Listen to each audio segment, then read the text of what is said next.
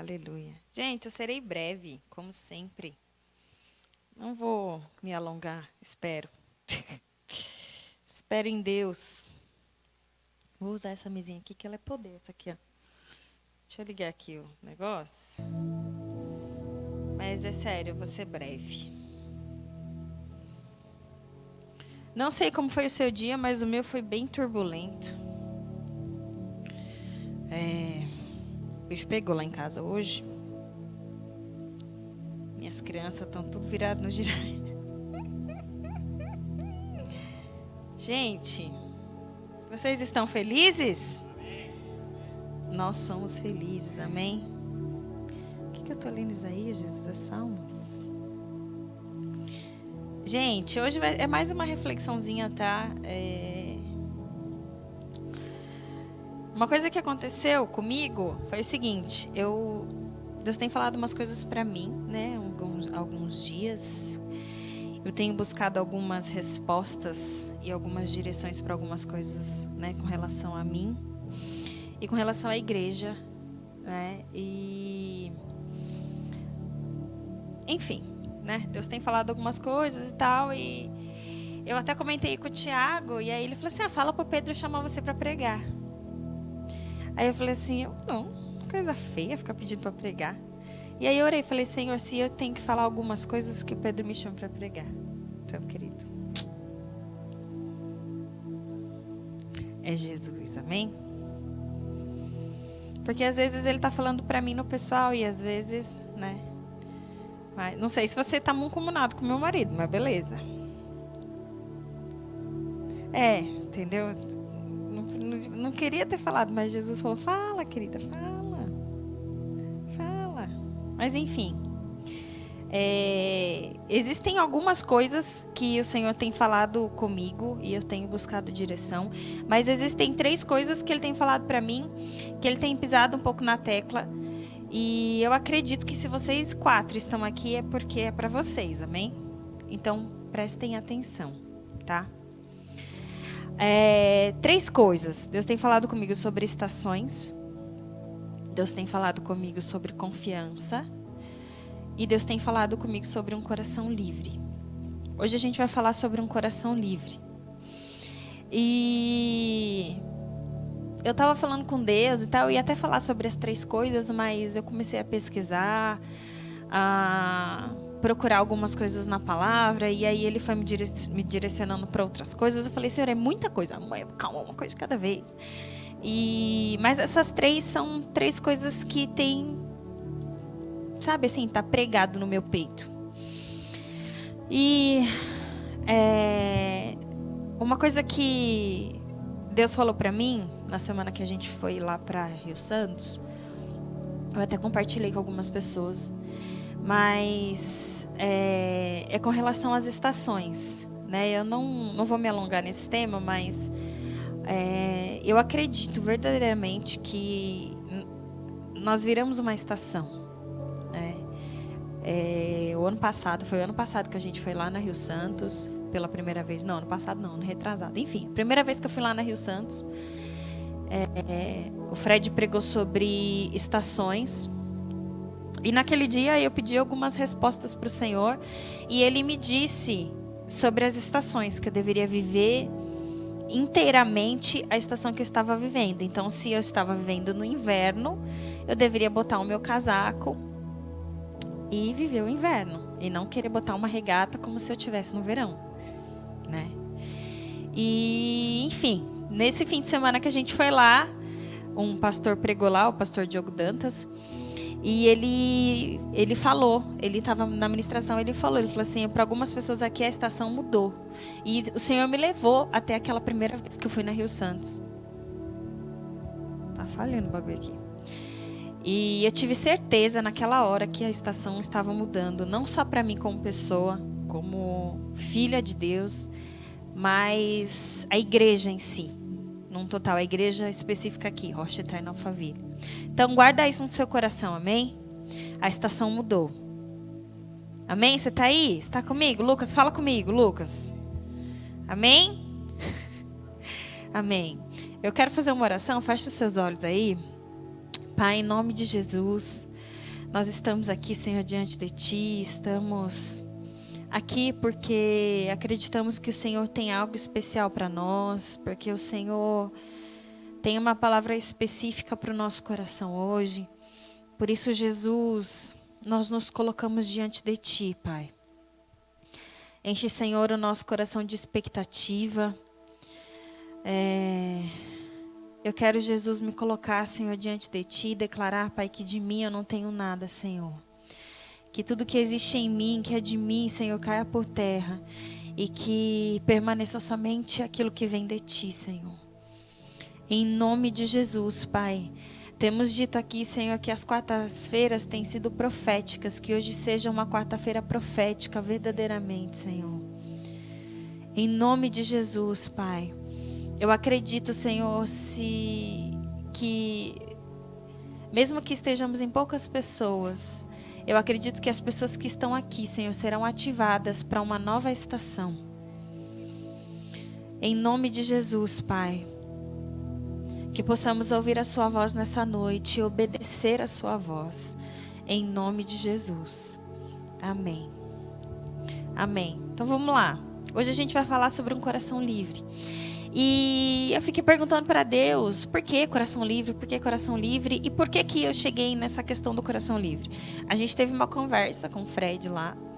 E uma das coisas, eu fiz uma pergunta para ele, na verdade, né? Eu tinha uma dúvida. E eu fiz uma pergunta para ele.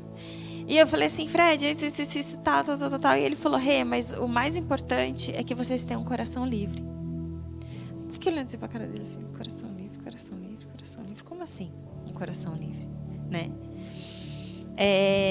Eu estava pesquisando um pouco sobre essa questão do coração na Bíblia e, é infinito quase. Tipo, se você for olhar, é um bagulho doido.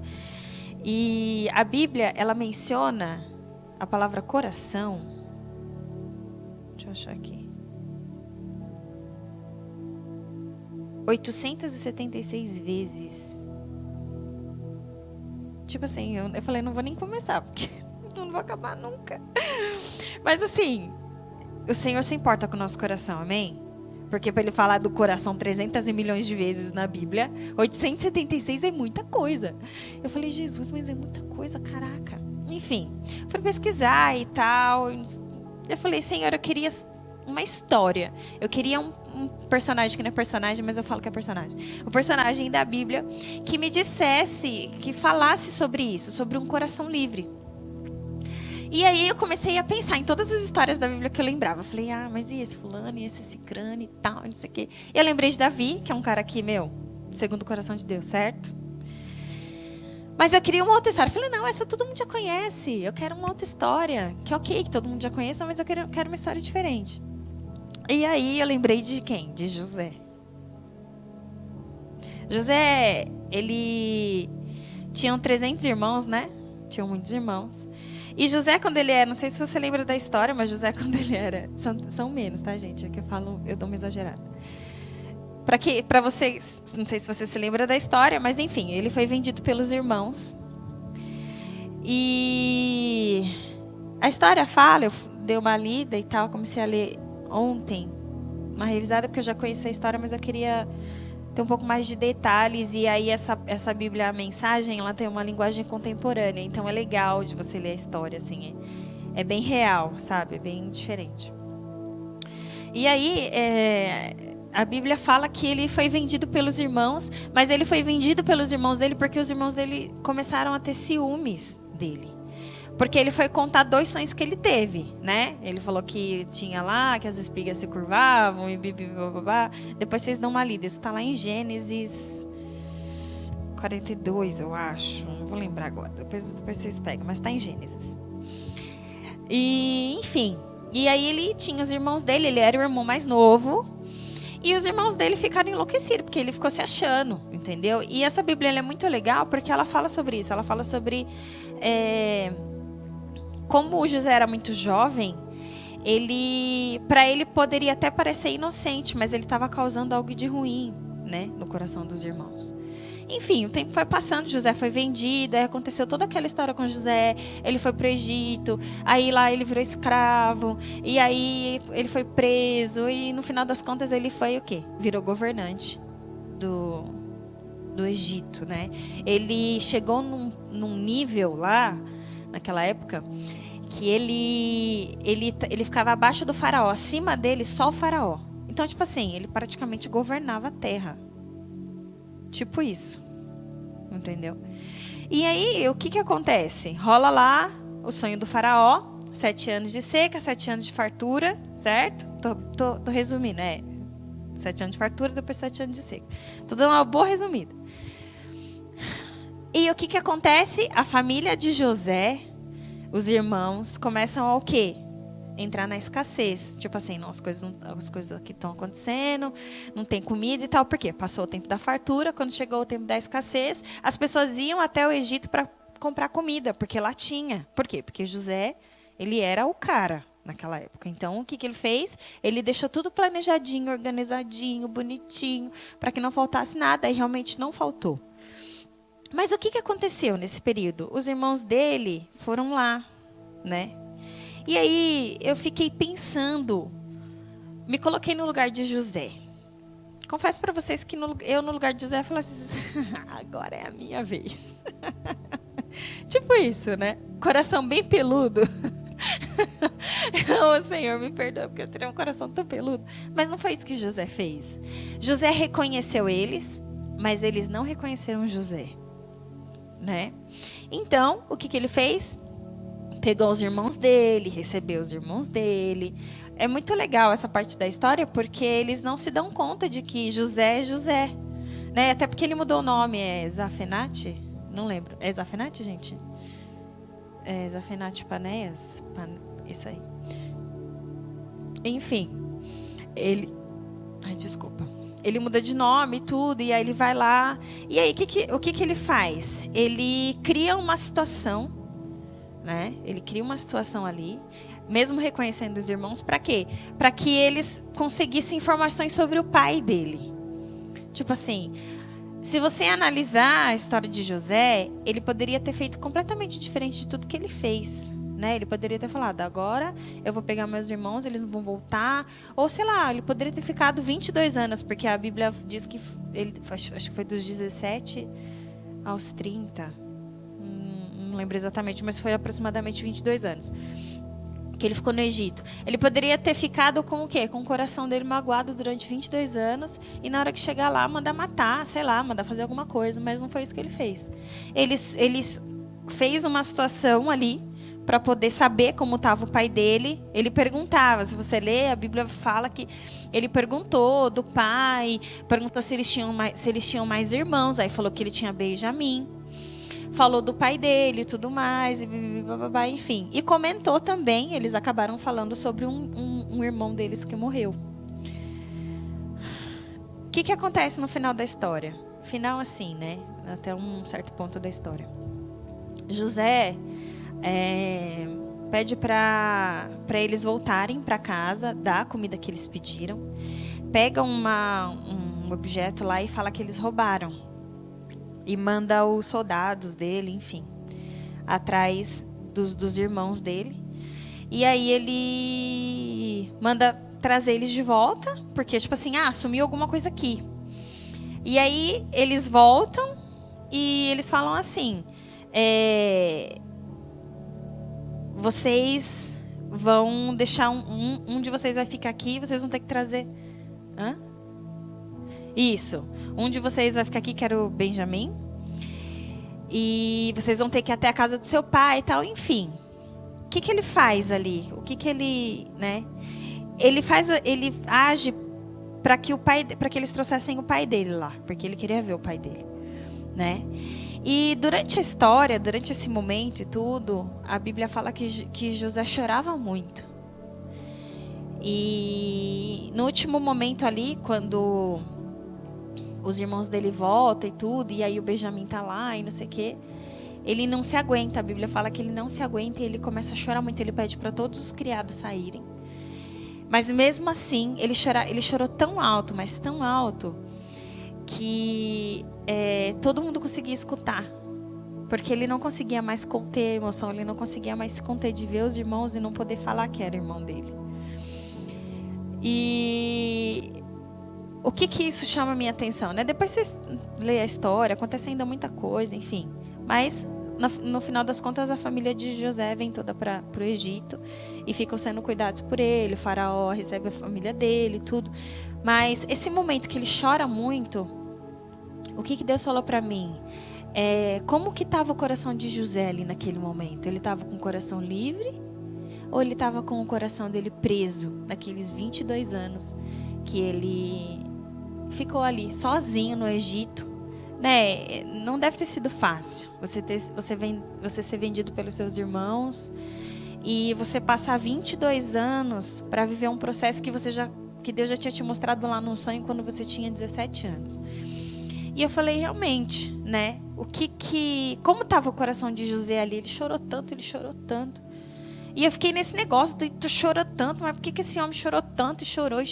E assim, ele devia ter gemido, porque para todo mundo escutar, né? Tipo assim, ele deu berros ali.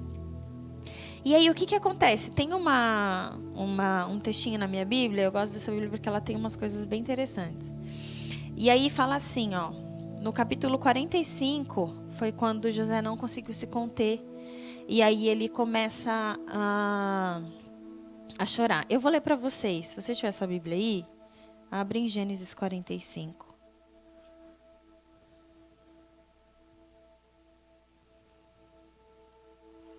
Deixa eu abrir a minha Bíblia aqui. Ó. No 45. Eu vou ler na minha Bíblia é a mensagem, tá? Então, vai estar um pouco diferente aí da de vocês, eu acho. Assim, ó, José não conseguia mais se conter nem manter a pose diante de todos os seus servos. Então ordenou, saiam todos daqui. Por isso não havia mais ninguém com José quando ele se revelou aos seus irmãos. Mas ele chorava tão alto que os egípcios não podiam deixar de ouvi-los e as notícias logo chegaram ao palácio do faraó. José disse aos seus irmãos, eu sou José, meu pai está mesmo vivo? Olha onde estava o coração dele. Ele poderia, tipo assim, eu sou José, vocês acabaram com a minha vida, vocês não sei o quê, sabe? Não, ele perguntou do pai dele, meu pai ainda está vivo? Mas seus irmãos não conseguiam dizer uma única palavra. Ficaram mudos, pois não conseguiam acreditar no que estavam vendo e ouvindo. Poxa. José pediu aos seus irmãos, cheguem mais perto de mim. E eles se aproximaram. Eu sou José, o irmão que vocês venderam para o Egito. Não fiquem tristes nem se culpem por terem me vendido. Deus estava por trás de todos os acontecimentos. Ele me enviou para cá antes de vocês para salvar vidas. Já faz 2 anos que há fome na terra e ela vai continuar por mais 5 anos. Nesse tempo não haverá plantio nem colheita. Deus me enviou antes de vocês para preparar o caminho e garantir que um remanescente ficasse na terra para salvar a vida de vocês por meio de um grande ato de livramento. Portanto, entendam que não foram vocês que me mandaram para cá, mas o próprio Deus. Ele fez que eu me tornasse praticamente um pai para Faraó. O rei do Egito deixou até seus assuntos pessoais aos meus cuidados e me fez governador sobre o país inteiro. Poderoso, né? Agora pensa comigo. Se José tivesse ficado 22 anos com o coração aprisionado na atitude dos seus irmãos, isso teria acontecido com ele? Não. José tinha um coração livre. Ele poderia até ser um escravo durante um tempo, mas ele tinha um coração livre. Livre do quê? Livre da circunstância. Livre da acusação. Livre dos açoites. Livre do engano. José tinha um coração livre. E eu fiquei pensando assim, eu falei, eu acho que ele teve momentos de dor, de falar assim, poxa, tô aqui preso, porque ele foi preso, acho que se eu não me engano 2 vezes. Ele foi preso, até quando a louca lá de Potifar, a mulher de Potifar resolveu pegar ele lá, ele saiu correndo. Acho que até nessa hora, mano, eu só faço coisa boa e o cara vem e me prende. Eu acho, ele era um ser humano. Mas isso não criava raiz no peito dele. Isso não ruminava ele, isso não transformava o coração dele num coração de pedra. E eu falei, Senhor, eu quero o coração de José. Eu quero ter um coração que José teve. Porque a Bíblia não fala que José tinha ambições. A Bíblia fala que Deus tinha um plano para ele. Porque ele teve um sonho. Então a Bíblia conta o sonho, fala o que iria acontecer, mas não fala como que ele chegaria naquele lugar. Tipo assim, o caminho, Deus não vai te falar, querido. Senão você desiste. Você vai ser governador, você vai mandar no país. Mas, você vai ser preso. A mulher vai tentar te pegar, tu não vai poder. Seus irmãos vão te vender. O Ronaldo rindo. Deus nunca vai te contar o caminho. Nunca vai te contar o caminho. E essa é a nossa primeira lição de hoje. Para de olhar para o bendito do caminho. Se você tem uma palavra, é para ela que você tem que olhar. É para a palavra que você recebeu. É para a direção que Deus te deu. Mas o caminho, querido, Deus não vai contar para você. Mas uma coisa eu tenho certeza. Deus estava com José o tempo todo. O tempo inteiro. E José tinha certeza de que Deus estava com ele. Até porque, se ele não tivesse certeza, ele teria desistido. Ele teria aceitado a mulher lá de Potifar. Ele teria, tô aqui de boa, já tô, entendeu? Ele teria, tipo assim... Não tô perdendo nada, praticamente. Já fui vendido, já virei escravo, já fui preso. Mas o José tinha um coração livre. Livre, completamente livre. Tem uma partezinha que fala assim, José havia superado a aspereza da mocidade, a amargura da escravidão, a humilhação de ser preso. Mas e seus irmãos? Quando esse pedacinho fala sobre culpa. Eu imagino que José viu neles a culpa. Putz, olha o que eu fiz com ele. Ok, ele tá aqui e tal, mas eles ficaram 22 anos com o coração preso. José não. Eu tenho certeza que eles ficaram 22 anos assim. Principalmente, acho que Judá, que tentou lá no dia que ele foi vendido, tentou não fazer com que não acontecesse, né? Tipo assim, vou enganar meus irmãos e tal. Eu não lembro exatamente onde que está escrito, mas diz que Judá fala assim, eu vou botar ele lá e tal, mas depois eu venho e levo ele para o meu pai. Mas não. Eles venderam, Judá, tipo assim, meio, já estamos aqui, vai que vai. E eles ficaram 22 anos assim. Tanto que eles nem acreditavam no que eles estavam vendo. Isso era a prova de que, eles ficaram 22 anos pensando naquilo. Coração amarrado, endurecido, preso, culpado. Sabe? Mas José não. Isso para mim foi o mais, assim, chocante. Eu fiquei pensando... Deus estava com José o tempo todo e eu creio que José orava pelos seus irmãos, que José pensava nos seus irmãos, que José pensava no seu pai. Até porque o que ele perguntou para ele? Gente, eu sou José, meu pai ainda está vivo.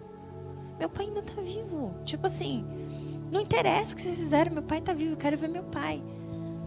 Porque ele tinha um coração completamente livre. Eu escrevi aqui. Para termos um coração livre, precisamos deixar tudo que nos impede de viver o nosso propósito. Durante 22 anos, José poderia ter ficado remoendo o que seus irmãos fizeram para ele, mas ele não fez isso.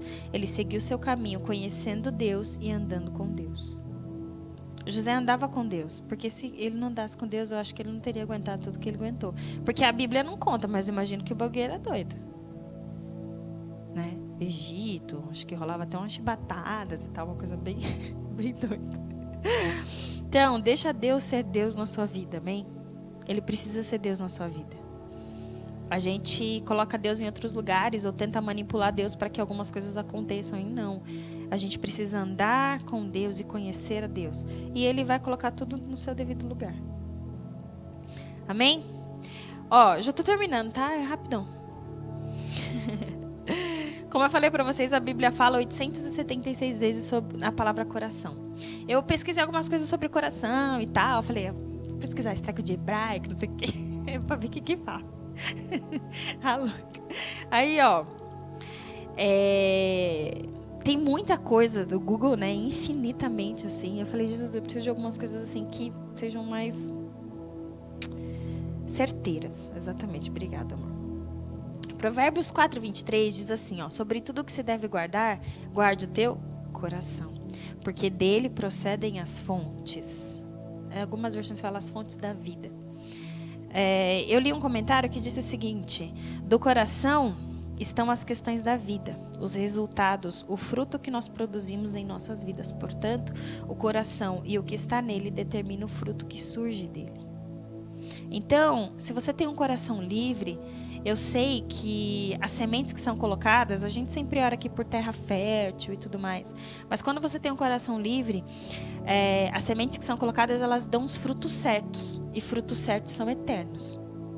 Amém? Eles perduram, eles duram, eles cumprem o propósito deles. Então você precisa ter um coração livre para que você dê um bom fruto. Amém? 1 Samuel 16:7 fala assim: mas o Senhor disse a Samuel: não atentes para a sua aparência, nem para a grandeza da sua estatura, porque eu o rejeitei.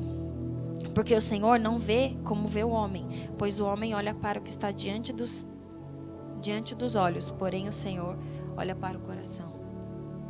Eu acredito que Alphaville é um lugar, assim, como eu já trabalhei muito com esse negócio de beleza, ainda trabalho com isso, é meio maluco assim, mas é meio que um mundo paralelo. Algumas pessoas vivem em função de status, de ser bonito, de corpo e beleza e assim. E quando eu li esse versículo, eu pensei muito nisso. Eu falo, a gente chegou num ponto que as pessoas nem se dão conta mais de que elas estão podres por dentro, que o coração tá podre, mas por fora ela tá intacta, plena. Sabe, essas pessoas plenas. Mas você fala com a pessoa, tipo assim, você já sabe. Parece que é louco, você já sabe, meu, a pessoa tá morrendo e não tá vendo. Mas por fora ela tá, entendeu? A Bíblia, ela é assim, certeira, ela é muito perfeita. E às vezes a gente não dá valor a alguns versículos, a gente não presta muita atenção. E quando eu entrei nesse mundo e tudo, você fica deslumbrado, você fica, porque doido, não sei o que e tal. E você começa a saber de todas as marcas e não sei o que. E você entra num mundo, gente, que... você vai cavando, quanto mais você cava, mais você acha, mais fundo você vai entrando, e para sair, meu filho, ó, é só o sangue de Jesus. Por quê? Porque é isso que o mundo faz. O mundo te atrai com as coisas boas, com a beleza, entendeu? Com eu quero ser linda, eu quero fazer lipo, eu quero peitos, eu quero não sei o quê. Por quê? Mas não adianta, você pode ser lindo por fora, você pode ter tudo. E se você não for, se o seu coração não estiver livre, se o seu coração não estiver limpo, de nada vale, de nada adianta. O seu propósito não vai ser cumprido na sua vida, ou sei lá o que você vai fazer da sua vida. Vai chegar uma hora que já era, acabou. É igual Kanye West. Tá mó bafafá aí do Kanye West, né? Querido. Não sabe quem é Kanye West? É um rapper famosíssimo. Marido da Kim Kardashian. Kim Kardashian. Marido, ex, sei lá. Acho que é marido ainda, não sei. Ele se converteu. Ele se converteu. Já escutou? Então. Fita, mal porque o Kanye West, não sei o que. Gente, acho que eu escutei Kanye West quando era criança, sei lá, em algum lugar aí. As músicas dele, 90%, 99%, acho que era palavrão. Falava um monte de besteira. E aí o cara se converte. Meu, se você olhar pra ele, você fala, meu, ele... Em uma talagada só, 250 mil pessoas. Pá. Todo mundo aceitou Jesus. Sei lá, quantas mil pessoas. Tipo assim, ele andava com umas correntes, uns negócios, que você ficava, caraca. É muito dinheiro, é uma idolatria do ego, é um negócio assim, doido. Mas por dentro, eu te garanto que ele tá podre, destruído. Mas quando Jesus veio, ele pegou tudo aquilo que era para satisfazer a si, a sua aparência, o seu ego, e então, Jesus, é tudo teu. Aí eu escutei uns comentários da galera, eu falei, gente, tudo que eu preciso saber é que ele realmente aceitou Jesus e que ele está levando pessoas para Cristo, e é isso que importa. As pessoas ficam colocando empecilho, colocando não sei o quê, bababá. Gente, deixa o cara. Deixa o cara fazer o que ele foi chamado para fazer. Entendeu? Ele chegou no propósito da vida dele, ele conheceu a Cristo. E se o reino vai ser expandido, amém, que seja. Entendeu? E assim, ele não mudou de estilo de música. Ele só botou a palavra de Deus ali. Entendeu? Ele não deixou de ser quem ele é, mas ele conheceu Jesus para completar aquilo que ele não era, na verdade. Então Jesus veio para completar aquilo que ele achava que ele era. Então, foca no coração, amém? Próximo versículo, Marcos 12:30. Amarás, pois, o Senhor teu Deus de todo o teu coração, de toda a tua alma, de todo o teu entendimento e de toda a tua força. Eu conheço uma música da Heloísa Rosa, que ela tem uma ministração, e ela fala sobre esse versículo. E ela fala aqui que o versículo diz assim, ó, de todo o coração, de toda a tua alma, de todo o teu entendimento e de toda a tua força. A primeira coisa é de todo o teu coração. Se fosse de toda a tua força, primeiro, estaria escrito de toda a tua força primeiro. Então existe uma razão para ser de todo o coração. Porque se não for de todo o coração, se for de toda a tua força, vai dar ruim. Por quê? Porque tudo começa no coração. Tudo começa no coração. Tudo inicia e tudo termina lá também. Tudo é no coração. Eu tava procurando esses negócios de hebraico, não sei das contas aí. Porque eu não sou igual meu marido chique, que tem uma Bíblia lá do Strong. Não tem essas coisas. Aí eu achei um blog, ela fez um pequeno estudo sobre a palavra coração na Bíblia. Eu achei bem interessante, eu vou ler para vocês, tá? Eu já estou finalizando, gente, prometo. Ó, ela escreveu assim, peraí. Ó, no caso da palavra hebraica para coração, temos um exemplo de como nossa cultura ocidental contemporânea ainda utiliza objetos concretos para expressar ideias abstratas. Geralmente associamos o coração com emoções, como amor ou a bondade, como na frase, ele é um homem de bom coração, ou seja, uma pessoa carinhosa, amorosa. Isso vale também para os judeus que viam o coração como o centro das emoções. Todavia, de maneira diferente da nossa, eles também viam o coração como o centro do pensamento, assim como nós vemos o cérebro. Dessa forma, quando a Bíblia nos convoca a amarmos a Deus de todo o coração, como em Deuteronômio, não se está falando de uma emoção, mas sobre mantermos todos os nossos pensamentos e emoções funcionando para Ele, Jesus. Na antiga escrita hebraica, o paleo-hebraico, a palavra coração, lev, L-E-V, em hebraico, é formada por duas letras. A primeira letra é chamada Lamed. Gente, eu não sei pronunciar, tá? Pega aí, Lamed. Tem o desenho do cajado de um pastor, símbolo de autoridade. O antigo pastor de ovelhas utilizava seu cajado para direcionar as ovelhas a uma direção específica, como uma fonte de água.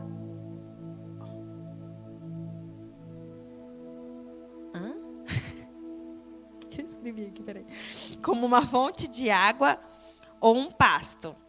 Esta letra em hebraico, quando unida a uma palavra, adiciona a preposição para a esta palavra. Entenderam? Entendeu? Vou explicar. Peraí. Esta letra em hebraico, quando unida a uma palavra, adiciona a preposição para a esta palavra. Por exemplo, quando quero dizer em hebraico para Daniel, é só adicionar a letra Lamed ao meu nome, ficando Le Daniel. Entenderam? A segunda letra chamada Beit, que é B-E-I-T, e que significa casa, tem o desenho da planta baixa de uma tenda nômade, o que traz a ideia de estar dentro de casa. A própria letra Beit, quando precede uma palavra, significa o prefixo em. Por exemplo, em hebraico, a palavra midbar significa deserto. Se colocarmos o beit, fica bemidbar, palavra que significa no deserto. E é um nome original hebraico do livro de Números. Quando estas duas letras estão combinadas, elas significam a autoridade interior. Vocês estão entendendo o que eu estou querendo dizer? Ou seja, o coração é aquilo que governa a casa. ou seja, que orienta as atitudes dos homens. Foi por isso que Jesus afirmou: porque onde estiver o vosso tesouro, aí estará também o vosso coração. Ou seja, nossos pensamentos e emoções estarão sempre voltados para as coisas que consideramos valiosas. Fica a pergunta: o que temos considerado como valioso? Então, essa palavra leve, ela sempre vai combinar uma com outra no hebraico. É uma coisa meio maluca, assim, eu li umas 5 vezes para conseguir entender.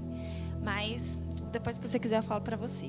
E aí, a origem da palavra coração, se procurar no dicionário, significa o seguinte: do latim cor, cordis ou cordis, não sei como pronunciar isso, que significa coração ou órgão que bombeia o sangue para o corpo.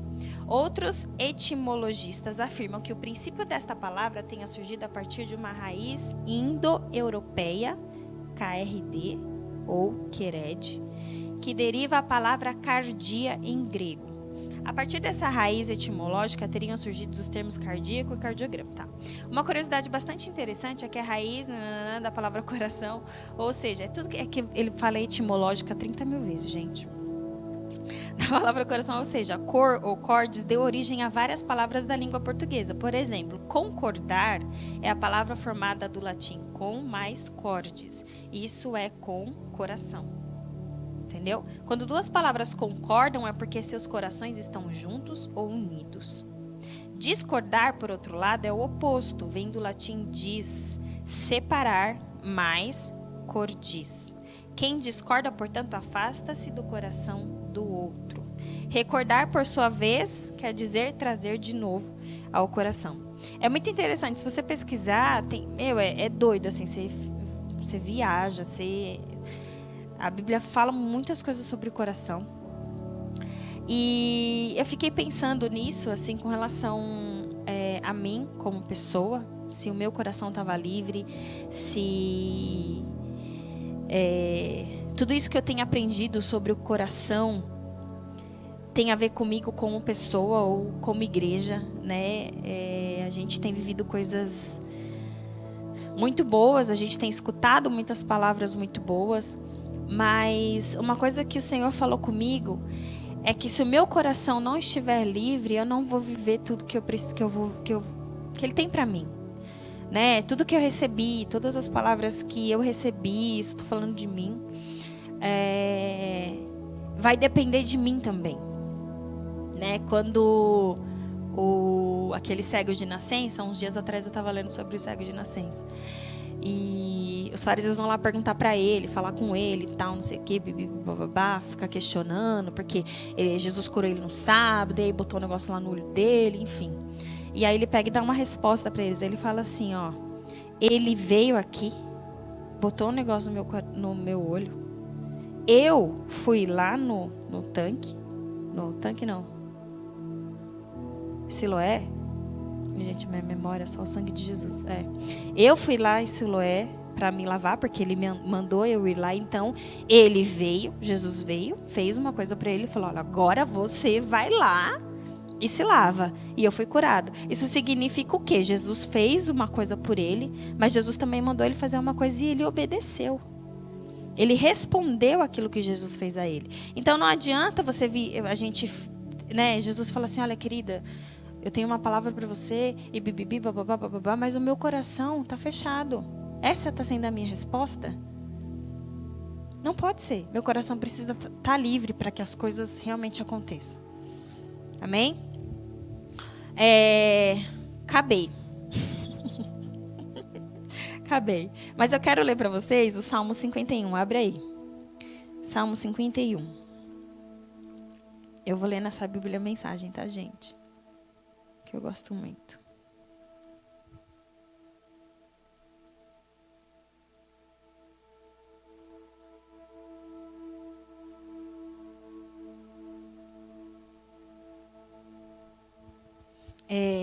A Bíblia fala que Davi, ele era um homem segundo o coração de Deus, né?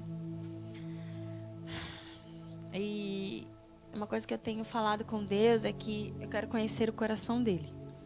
Porque Ele conhece meu coração. Eu não conheço meu coração 100%, mas Ele conhece meu coração. E eu admiro muito Davi, porque Davi, ele se arrependia imediatamente. E eu acredito que Davi tinha um coração livre por isso. Porque ele se arrependia imediatamente. Ele sabia que se ele se arrependesse, o coração dele permaneceria livre. E no Salmo 51, aqui na minha Bíblia, fala assim, o Salmo de Davi depois que ele foi repreendido por Natã sobre o caso de Batseba. Eu acho que Davi deve ter, tipo assim, umas lutas internas malucas com essa questão da Batseba e tal. E esse Salmo, ele expressa um pouco o coração de Davi naquele momento. E o que eu acho mais legal era a sinceridade de Davi com Deus, assim. Ele não tinha meias palavras. E eu acho que esse é um dos motivos pelo qual Jesus tinha ele como um homem segundo o coração de Deus, né? O coração dele. Eu vou ler para vocês aqui, porque essa Bíblia, como ela tem uma linguagem contemporânea, às vezes eu me sinto como se eu estivesse falando com Deus, sabe? Então eu vou ler para vocês o Salmo 51. E esse Salmo, ele nos mostra como era um pouco o coração de Davi diante de Deus, né? Então eu vou ler aqui para vocês, no 51, do versículo 1 mesmo, tá? Deus generoso em amor, preciso da tua graça. Deus imenso em misericórdia, apaga meu passado sujo, lava minha culpa e purifica-me dos meus pecados. Sei que fui muito mal. Essa Bíblia é muito louca, né? Meus pecados ficam me olhando o tempo todo. Mas foi a ti que ofendi, e viste tudo. Sabes a extensão da minha maldade. Tens todos os fatos diante de ti. O que decidires a meu respeito será justo. Andei desgarrado de ti por muito tempo. Eu estava no erro já antes de nascer. O que desejas é a verdade, de dentro para fora. Entra em mim, então, e concebe uma vida nova e verdadeira. Purifica-me e sairei limpo. Lava-me como que um esfregão e terei uma vida branca como a neve. Põe uma música alegre em mim. Conserta meus ossos quebrados para que eu possa dançar. Não fiques procurando manchas. Cura-me completamente. Deus, faz um novo começo em mim. Dedica uma semana para organizar o caos da minha vida, uma nova gênese. Não me jogues fora com o lixo, nem deixes de soprar santidade em mim. Traz-me de volta ao exílio cinzento, sopra um vento novo em minhas velas. Dá-me a chance de ensinar teus caminhos aos rebeldes, para que os perdidos consigam achar o caminho de casa. Anula minha sentença de morte, ó Deus, da minha salvação, e cantarei hinos a respeito dos teus caminhos. Põe palavras nos meus lábios, querido Deus, e me abrirei para os louvores. Fingimentos te desagradam, uma atuação impecável nada é para ti. Quando meu orgulho é despedaçado, é que adoro a Deus de verdade. O coração quebrantado, disposto a amar, não escapa nem por um minuto da percepção de Deus. Transforma Sião num lugar de recreio e repara os muros de Jerusalém. Então terás de nós adoração verdadeira, atos humildes e grandiosos de adoração, até mesmo com todos os touros que conseguimos sacrificar a ti. Amém. Eu não sei como que é a sua versão aí, mas eu gosto dessa versão porque ela é diferentona, assim, né? E eu acredito que Davi estava sendo 100% sincero ali. Tipo assim, Senhor, eu fiz muito errado, entendeu? Mas um coração quebrantado e disposto a amar não escapa nem por um minuto da percepção de Deus. Aqui, essa versão fala assim, mas acho que, se eu não me engano, é um coração quebrantado e contrito, o Senhor não rejeita. Então, a minha oração é para que você tenha um coração livre. Um coração livre. Né? Quando eu vou lá na Rio Santos, eu admiro muito assim o Fred, porque tudo é Bertioga, Bertioga, Bertioga, Bertioga, Bertioga, Bertioga, Bertioga, e porque Bertioga e tal. E aí aquilo começou a ferver dentro de mim. Eu falei, mano, você só fala de Bertioga, só fala de Bertioga, Bertioga, Bertioga. E eu falei, Senhor, vira uma chavinha em mim. Eu preciso virar uma chavinha. Eu preciso entender que a igreja, ela não está situada aqui por causa de mim, mas por causa de uma cidade, né? Por causa de pessoas que estão com os corações presos na vaidade, presos no dinheiro, presos em si próprios e precisam do Senhor, precisam da salvação, né? E eu comecei a orar nesse sentido. Engraçado que Deus me falou, vai pesquisar um pouquinho sobre a Alphaville, vai, você não está fazendo nada. Eu falei, Senhor, eu tenho 2 crianças para cuidar. Não dá não, você estava lendo a história de Alphaville. Ele vai ler a história de Alphaville. Sabe por quê? Porque você tem autoridade sobre aquilo que você conhece. Então, como que eu vou orar? Eu não sei como que fundou, o que aconteceu, por que Alphaville... Aí eu comecei a ler. E aí, 2 caras da USP, não sei se é USP, Politécnica, não sei de onde, compraram um terreno aqui, né? O Yohiro Takaoka e mais um outro cara. Foram 2 estudantes. E aí eles começaram a construir coisas aqui. Tá? Eu não terminei de ler, li só o comecinho. Mas eu creio que o Senhor tem pedido isso pra gente olhar, ter um olhar amplo sobre as coisas. Sabe, parar de querer ser igreja dentro da igreja, porque a gente fica preso aqui, com o nosso coração preso dentro da igreja, e esquece que o nosso papel aqui não é ficar fazendo igreja dentro de igreja, a gente tem que fazer igreja lá fora. Então, eu acredito que chegou o tempo, uma nova estação, de que a nossa visão precisa mudar, o nosso coração precisa estar livre para a gente poder alcançar esses lugares que o Senhor tem colocado no nosso coração, que o Senhor tem dado nas nossas mãos. Né? E hoje é uma quarta-feira profética. Então a gente precisa acreditar nas coisas que o Senhor tem nos falado, tem nos dado, as palavras que a gente tem recebido, com o nosso coração livre, porque senão a gente vai ficar desanimando toda hora. A gente vai chegar aqui, vai ter 2, 3 pessoas e a gente vai falar, de novo, gente, não é a respeito da gente. E a hora que o Tiago estava ministrando aqui e tal, eu falei, Deus, olha, eu não sei se sou eu. Entendeu? Eu estou numa fase da minha vida que eu escuto umas coisas que eu falo, não, é coisa da minha cabeça. E Deus já me falou 30 mil vezes, para de falar que as coisas da sua cabeça. Eu estou falando com você, você fica falando que as coisas da sua cabeça, não é da sua cabeça, eu estou falando com você. Então, na hora que eu estava sentada ali, eu estava orando ali e tal, e aí eu vi o Pedro chegar, e aí na hora que o Pedro chegou, o Senhor falou para mim, a palavra é para esses meninos que estão aqui. Uma mulher falando para 4 meninos. Então, é para vocês, recebam, amém? Recebam, é para vocês. O Senhor vai usar vocês para olhar, para ter esse olhar amplo, esse olhar de como o Fred tem, sabe? Não sei se é exatamente como ele tem, mas de que não é sobre isso aqui, é sobre um lugar, sobre uma cidade, né? E o legal de Alphaville é que contempla 2 cidades, Barueri e Santana de Parnaíba. Então, tipo assim, o campo é um pouquinho maior. Amém? Então, nós vamos orar por vocês, amém? Vem aqui na frente, que o meu marido ora por vocês. E depois eu oro por ele.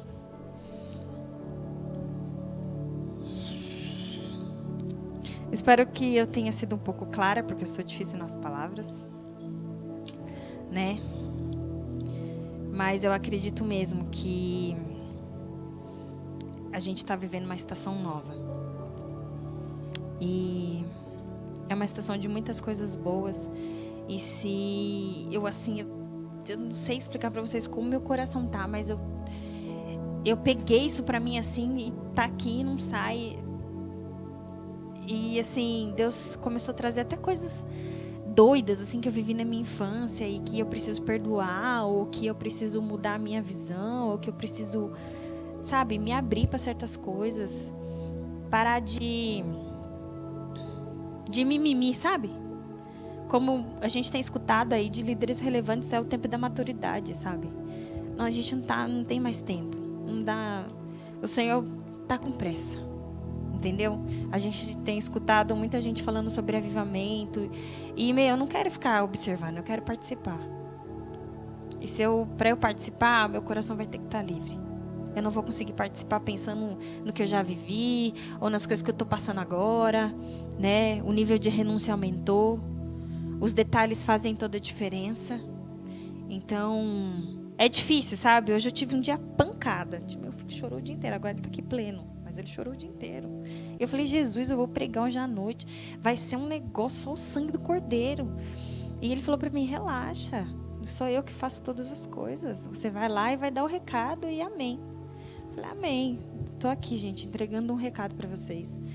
Né? Que isso ferva no coração de vocês também. E pode espalhar. Espalha, porque o Senhor vai usar vocês para espalhar. Para que isso não fique só aqui. Né? Porque quando a gente recebe as coisas é porque a gente tem que espalhar. Amém?